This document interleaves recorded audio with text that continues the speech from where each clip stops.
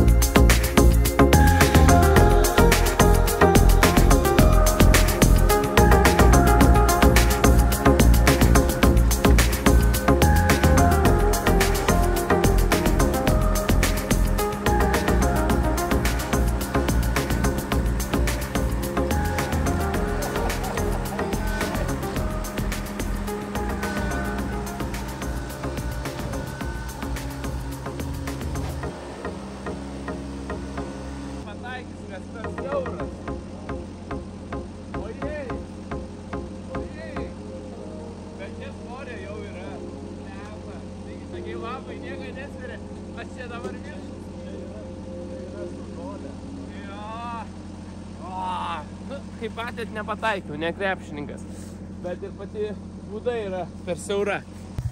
Taip, atvažiavam prie duobės. Oi, čia tai viskas puikiausiai. Bandom išsiversti savo komposto tašką. Važiuok, važiuok. Ir palaidosim priekabą čia iš karto. Nieka, net nepajautė. Eisiu, paėjau. Kas? Ar lyka? Lyka. Dar. Uhu! Kiek įsiverčia. Gerai, einu ieškot bliūdo. O! Na, štai čia matote dar vieną techniką, kuri yra labai svarbi parko dalis. Tai vienas didesnių žingsnių man į aplinkos tvarkymą.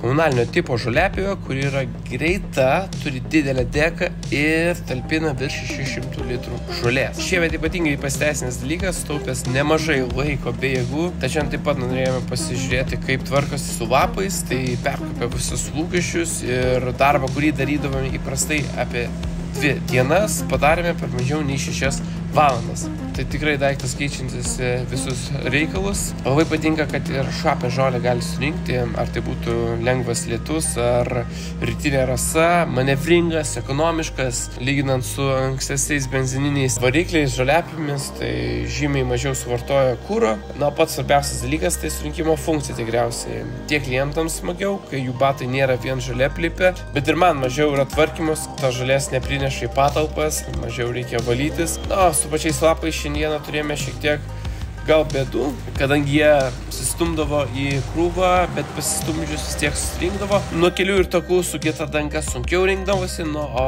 nuo žolės labai lengvai ir tvarkingai, tai gal dėl to, kad minkšta danga, ar tiesiog patys lapai su žolė visas susirinko ir taip lengviau rinkosi.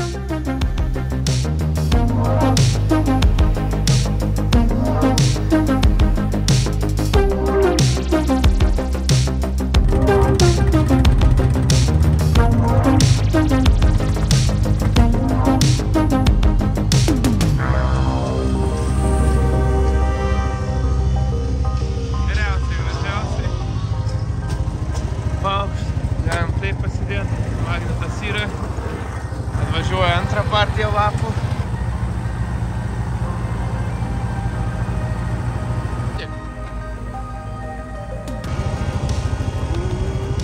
Nu ką, fainai. Žaislas, tikrai yra žaislas. Šiandien labai didelį dienos dalį bandėm orint sistemą. Ar pasiteisino orinimas? Sunku pasakyti.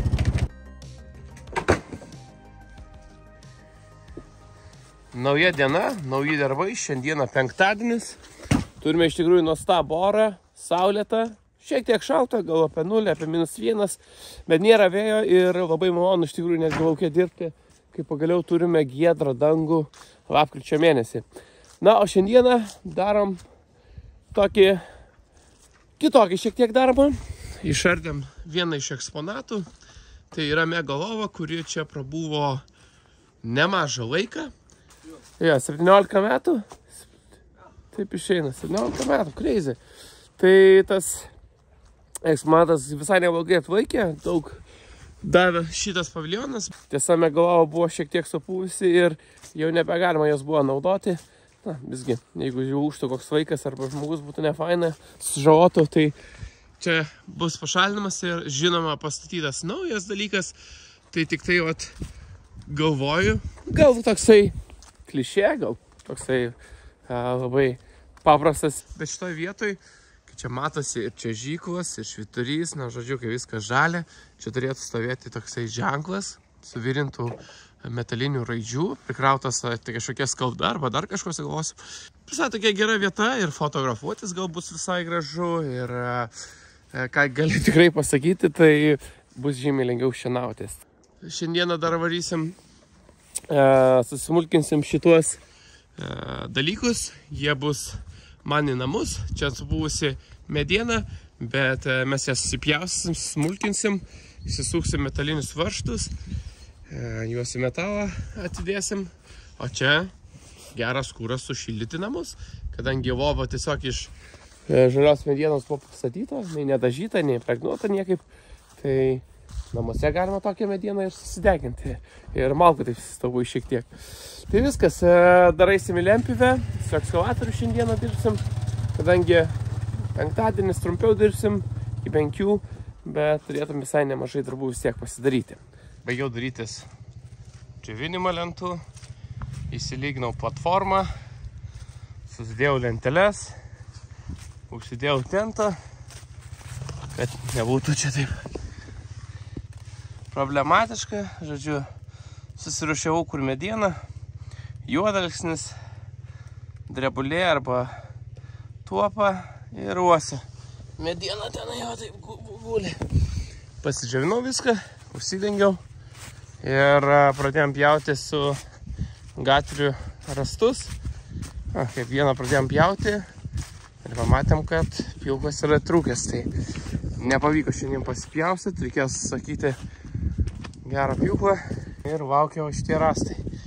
Tai galėčiau virinti, bet praeitą sykį bandžiau pavirinti, nesigavo, perkaitinau ir greičiausiai tiesiog tas pjūklas išsiardė, sutrūko ir tapo nebenaudojamas. Tai dabar gal nusipirsiu naujų pjūklų ir juos pasidarysiu kažkaip ilgamžiškiau. Tokios tokelės, eisim su ekskavatoriu, kas vis tiek dar geras oras. Tuo pačiu pasibandysim priekabą, ar veikia ar neveikia, ar įsiverčia žemės, ar nepakels visgi. Tai gal, megalova štai čia buvo, dabar jos kaip ir nebūta. Nu, mano dabar idėja yra tokia. Reikės išsikasti va šitas negražias vietas, šitoj vietoje sustiprinti gruntą ir netgi pačią tvarelę keisiu, jau sugalvau netgi kaip ją aš pasikeisiu, gražesnė, tvarkingesnė, jinai netgi bus šiek tiek ilgesnė ir va šitas lopinys turėsiu taip išsikasti. Žodžiu, problema čia, kad yra labai šlapuojanti žemė ir gal dabar ir neatrodo, bet šitoje vietoje auga labai stipriai nendrės ir jas reikia visą laiką pjauti, o nendrės pjauti tikrai yra sunku. Ypatingai kai pjauni su trimeriu, nes šia žaliapė tiesiog negali. Jinai čia užstringa ir viskas. Šiandien jau saulė baigė pasislėpti, dingo. Kažkaip gaila, kad ne taip ilgai švietė.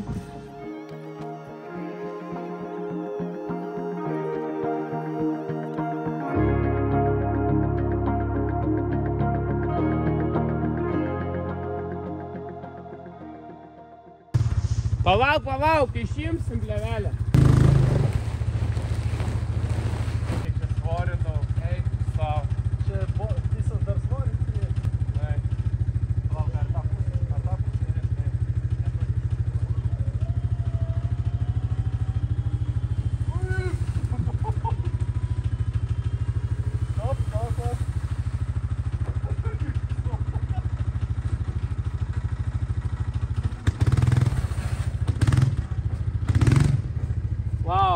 Wow, iš tikrųjų tai labai... Wow. Tai ką šiandien išmokom? Kad žemė labai daug sveria. Pirmas dalykas, tai daug neprikrausim, nors sąlyginai nėra čia taip blogai.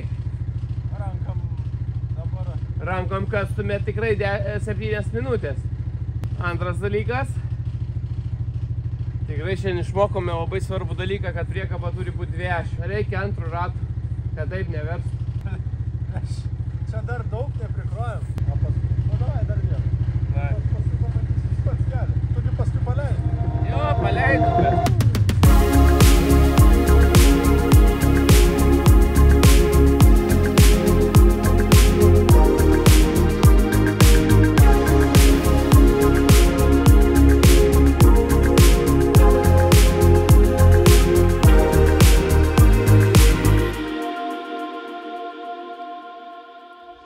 Šiandieną pasidariau porą namų darbų, pasižiūrėjau porą video ir radau, kaip šitą varikliuką nusiorinti. Tikriausiai. Orinas tai per čia. Keliu, žodžiu, cilindrą po truputį. Pradžiai trečdalį, po to 2 trečdalius, o po to visą pilnai iškeliu. Ir čia dėl šitą diržą tai nežinau. Aš tiesiog norėjau jį šiek tiek, kad paspausiu žemyn, gal tikėdamas, kad taip orą greičiau išvarys, bet čia labai nedidelė jėga. Tai nežinau, ar tikrai taip veikia ar neveikia. Bet ką, pamačiau, kad burbuliuoja pats skystis. Logiškai galvojant, kad taip išeina oras po truputį. Na, o dabar tikiuosi labai, kad viskas pasiseks ir pavyks padaryti, norinti. Nes, kai penktadienį dirbam su priekaba, gaila reikėjo labai daug jėgos. Žinoma, žemė šlapia, ją sunku buvo pakelti, na, bet šitas hidraulinis variklis turėtų daug daugiau pakelti. Tai dabar neaišku, kas yra, čia tas variklis tiesiog persisuka, ar tiesiog oro yra, gal kažką sugadinau, gal pat cilindrą sugadinau. Tai reikia ieškotis, nes taip neišeis dirbti, taip čia, kaip sakant, taip neveikia priekaba. Priekaba turi pilnai veikti be jokios rankų pagalbos. Jeigu neorinsiu, tada reikės keisti cilindro poziciją, jį perstumti šiek tiek į priekį, kad stumtų, nes ir taip per didelis dabar kampas yra, tikrai per didelis vertimo kampas. Žodžiu, viską noriu įsiaiškinti, noriu įsibandyti ir rasti klaidą. Burbuliuoja, matau, burbuliukai po vieną. Dabar galbūt dar pilnai pakelsiu. Ir vėl nuleisiu, vėl trinkels. Tada pabandysiu savo visą svorį užlėkti.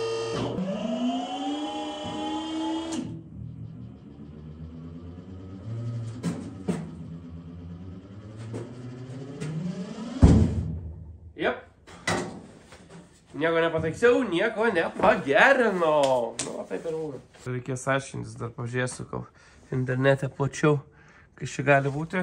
Na, iš tikrųjų, dar panašius internete ir paieškojus daugiau informacijos, randame 2 svarbiausius dalykus. Pirmas dalykas tai yra hidraulinio cilindro kampas. Kaip jisai stovi, tai šiek tiek paleidžiame žemyn, tai prarandame pravažumą, bet iš karto yra didesnis petys iškelti pačią priekabą. O antras yra būtent šlangų išdėsnimas. Hidraulinis siurblys turi išėjimą ir įėjimą, ir išėjimas turi eiti hidraulinio cilindro apatinį tašką, o įėjimas ateina iš hidraulinio viršutinio taško. Būtent dėl to ir priekaba grįžinėjo atgal ir nelaikydavo svorio, nes švangos buvo neteisingai sudėtos. Na ir pačioj pradžioje, kai testavėm variklį, pirmas dalykas, kurį pamatėm, tai kad spaudžiant mygtuką aukštyn, priekaba leidosi, o spaudžiant mygtuką žemyn, priekaba kilo. Ir atrodo, kas šitokio, paimsim, pakeisime mygtukus vietomis ir bus viskas paprasta, bet iš tikrųjų, kaip pultelis nurodo, taip turi būti. Jeigu spaudė aukštyn, turi kilti priekaba aukštyn. Na, o šitas visas problemas įsprendus, norim pristatyti priekabą pačiame jėgų žydėjime.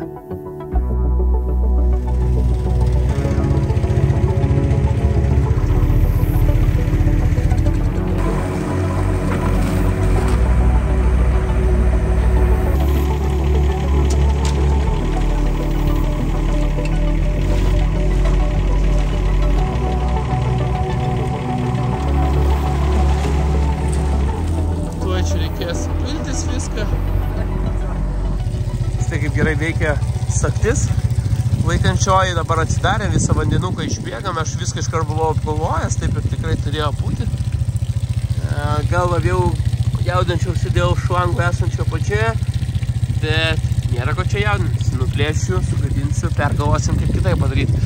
Tai, žodžiu, ką galiu iškart pasakyti, kad jau šitą svorį, kurį jūs čia matote, kuris gali ir atrodyti nedidelis, jį jau pakėlė. Vadinasi, nereikėjo net rankos naudoti. Sigitai, kaip jautiesi? Šalsim be kastuvų. Šalsim be kastuvų. Na, o dabar ką, bandysim išvažiuoti, reikia ištrūkti ir mes važiuojam ten palei kelią mes.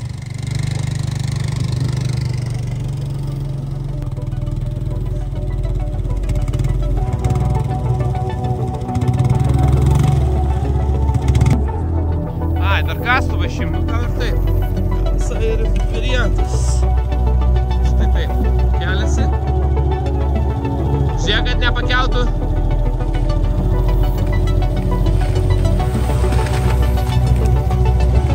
Taškų! Atrodo, padarėm, Sigi. Padarėm, nes pakėlė, nereikėjo rankos naudoti ir akumą užtenka.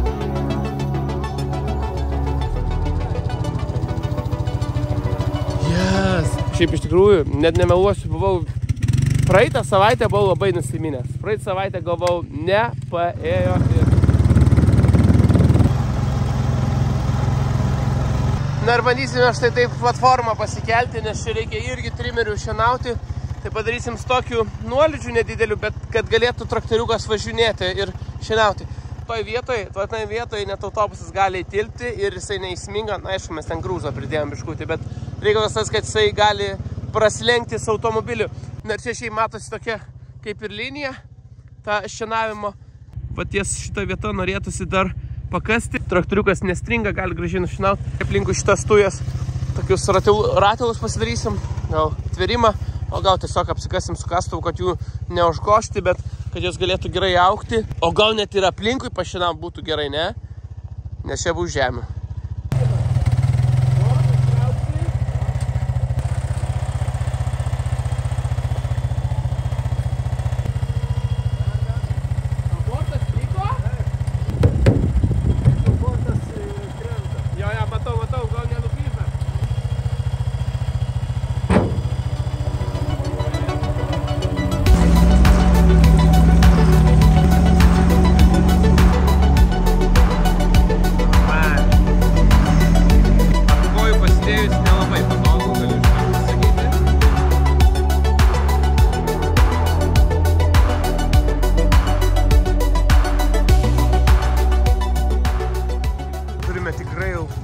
Nevaikišką svorį, atrodo ir jau rėmas įsilenkia, ne, o ką, neįsilenkia, šitai gerai privirinta niečinėse.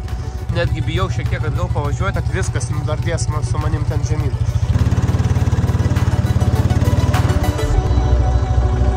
Ir kelią.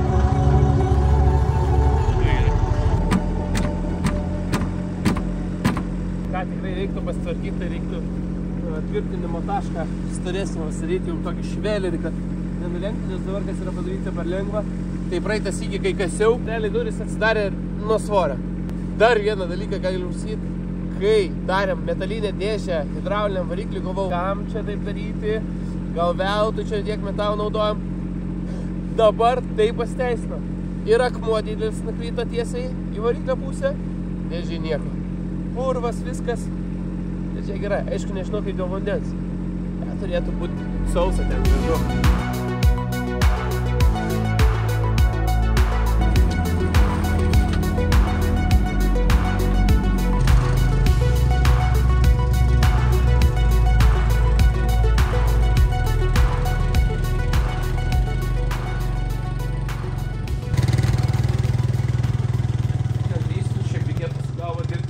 Nevežti, pavyzdžiui, kokio šlyno ar mamolio perpildytą, nes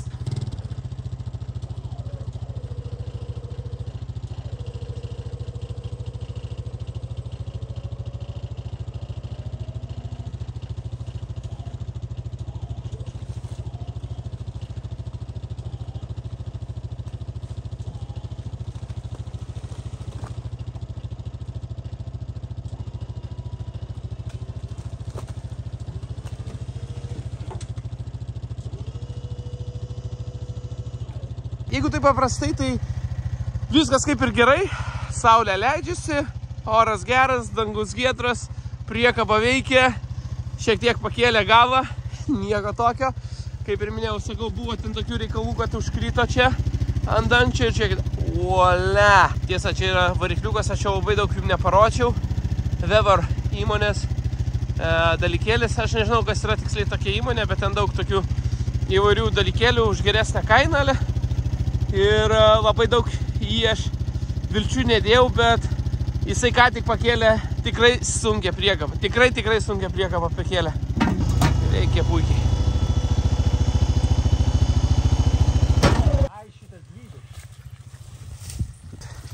Reikia visgi nuleisti šiek tiek vandens iš prūdo. Taip daugiau matysim krantą, nes dabar, kadangi vanduo dažytas, na ir šiaip prūdo vanduo toks būna tamsesnis, tai tiesiog yra sunkiau matyti, ką mes ten kasame. Šok, važiuojam. Važiuojam. Tik tai mygtuko nepaspauspuvį. Gerai. Nuo paskutinę priekabą išvešiu ir tada dar truputį priekabą važiuosim pasitobulinti. Bet kiek laiko staupo? Tokį kiekį, kokį dabar išvežėm rankom. Ojei, jau būčiau prasikeikęs iki Vilniaus ir atgal. Na, o dabar kalbant apie pačią priekabą, tai iškart galiu pasakyti, kad jinai jau pasiteisino, priekaba veikia. Nuvežėm ne vieną reisą, iš tikrųjų 15 reisų per dieną nuvežė vienas žmogus šlapio iš iškasto molio ir iš tikrųjų tai nepalyginai daug laiko staupėme su būtent šią priekabą. Tai priekaba veikia, tikrai yra liuks, esu labai patenkintas. Na, o rezimuojant visus dalykus ir kaštus, kaina susidarė iš variklio hidraulinio, kuris kainavo 220 eurų. Šlangos, kurios kainavo 70, bet šlangom yra vienas labai svarbus dalykas, kad aš pirkau 2 kartus, tai sakykime, kad 40 eurų. Ir tai ten dar man porą kartų keitinėjo, nes neteisingai buvau pasakęs, palinkėjau. Čia pats kaltas, metalas tilpam apie 220 eurų, taip pat cilindras 60 eurų, laidai turėjome, laidų jungtis 7 eurai. Tai tokią priekabą nusipirkti internete mes radome už 1700 eurų. Na, šitą priekabą iš tikrųjų beveik 3 pigiau gavosi, bet čia neskaičiuojant darbą. Jeigu darbą skaičiuoju, žinoma, brangiau, bet aš kažkaip darbą gal nelabai noriu skaičiuoti, nes man patiko šitą priekabą daryti, aš išmokau, sužinojau, tokia praktika virinimo. O kai kažkas sulūša ir pasikeis, tada galėsime eksperimentuoti. Šiaip ateityje gal norėčiau didesnę padaryti priekabą su 2 ašim, bet tada jau su 4 nesuvaldysios priekabos, nes tiesiog pakrauta prieka būtų sunkesnė už 4 ir jau sustabdyti nuo kalno važiuojant arba į kalną važiuojant galėtų būti problematiška. Tai tiek turbūt šiandieną. Ačiū labai, kad žiūrėjote šias 3 dalis. Tikiuosi jums patiko. Jeigu matot potencialą šiame kanale, tai būtinai paspauskite patinka, prenumeruokite kanalą, gal kažką pakomentuokite, papasakokite savo istoriją, pasidalinkite gal savo projektais. Na ir susitiksime jau kitame epizode. Viso!